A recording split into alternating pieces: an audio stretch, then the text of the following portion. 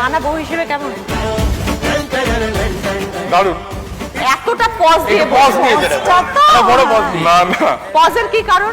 পজের কারণ হচ্ছে একবার ভাবলাম যে দর্শকদের কি সবটা জানিয়ে দেওয়াটা ঠিক হবে। কি তোমার মনে হলো যে জানানো উচিত হবে না দর্শককে? শেষ থেকে শুরু করি, হ্যাঁ, শেষ 4-5 থেকে দিন আগের কথা। হ্যাঁ। আমি কোনো একটা কারণে বাইরে বেরিয়েছিলাম, আমি বললাম কি কি লাগবে বলে দাও, আমি বাজার করে নিয়ে আসছি। যা যা বললাম আমি সব নিয়ে চলে এলাম। এসে তারপরে আমার ব্যালকনিতে দেখছি যা যা নিয়েছি তার মানে 4 টাইমস হচ্ছে সবজি। আছে। তারপরও কিনেছে। আমার একটু বাতি গাছে সবজি কেনা। কেনা এবং পছন্দ। না সেটা সবজির ক্ষেত্রে। এখন ঘরে ঢুকলে পেঁয়াজের গন্ধে টিকতে পারবে না। আজকে এখানে কি হচ্ছে দাদা?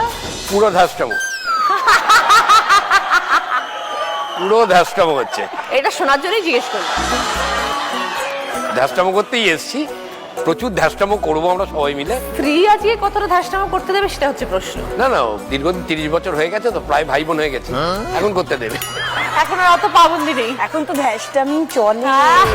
সারাক্ষণ ধ্যাসটামিই চলছে। আগের বার হয়েছিল প্ল্যান হচ্ছে চলছে এইসব হচ্ছিল। হ্যাঁ, তখন তো রিভিল করিনি আমরা। আমাদের বিয়েটা হয়েছে লাস্ট ইয়ার নভেম্বর 27 নভেম্বরে। বেশি দিন হয়নি। আমি তোমার এখানে এর আগে বলে গিয়েছিলাম যে তুমি যখন আমাকে জিজ্ঞাসা করেছিলে জীবন সঙ্গী কেমন চাই অর্পিতা, তো আমি তোমায় বলেছিলাম যে আমি তো রান্না টান্না একদম পারি না, প্রচন্ড কুড়ে অলস প্রকৃতির একটি মানুষ, তো যে রান্নাটা করতে পারবে, যে একটু সারাদিন কাজ টাজের পর একটু মাথাটাতে ম্যাসাজ করে দিতে পারবে, তো এটা তোমায় বলে গিয়েছিলাম।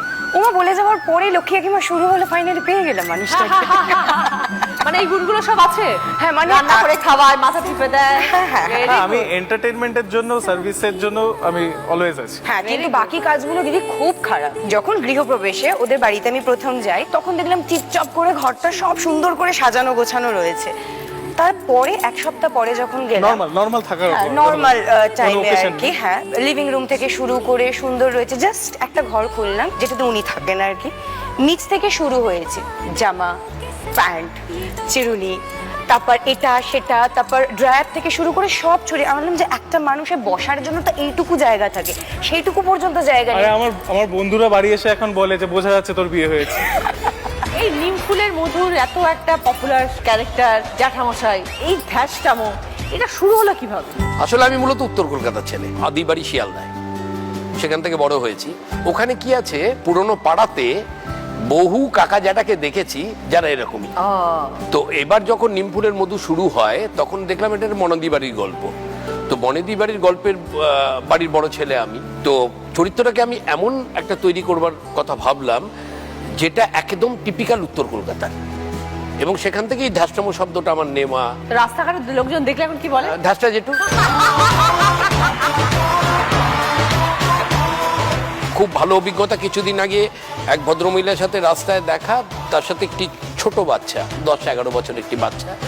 ভদ্রমহিলা যথারীতি দেখা হলে যা হয় একটা ছবি নেবো, হ্যাঁ সে ঠিক আছে। আর মেয়েটি এরকম করে জুলজুল করে তাকিয়ে আছে। এবার যথারীতি ভদ্রমহিলা ফোনটি খুলে সেলফি মোডে দেবেন, মেয়েটি আর পারলো না, এরকম করে মাকে নেড়ে দিয়ে বললো, মা অনেক ধ্যাসটামো হয়েছে, এবার বাড়ি চলো। এটাই পাওয়া।